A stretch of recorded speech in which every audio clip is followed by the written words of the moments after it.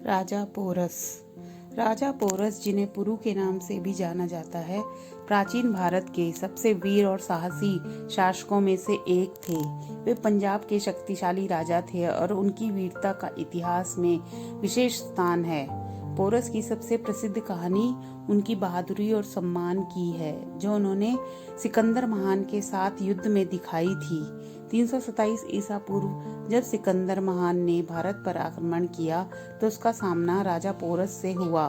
सिकंदर ने कई देशों को जीतकर भारतीय सीमा में प्रवेश किया था, लेकिन पोरस के राज्य की सेना उसका डटकर सामना करने के लिए तैयार थी।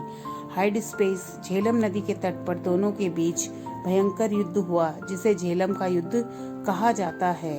युद्ध के दौरान पोरस ने अपनी छोटी सेना के साथ सिकंदर की विशाल और शक्तिशाली सेना का बहादुरी से सामना किया। उनके पास विशाल हाथियों की सेना थी, जो युद्ध में अद्वितीय भूमिका निभा रही थी।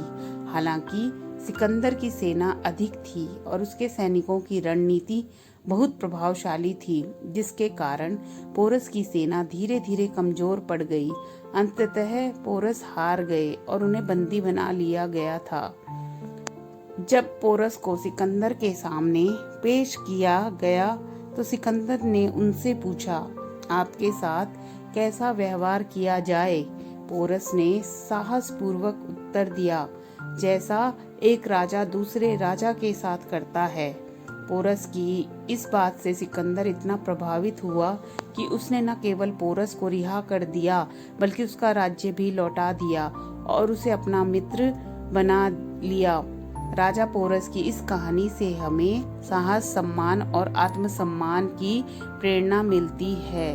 धन्यवाद। ऐसी और कहानियों के लिए मेरे चैनल को लाइक, शेयर एंड सब्सक्राइब करें। Thank you.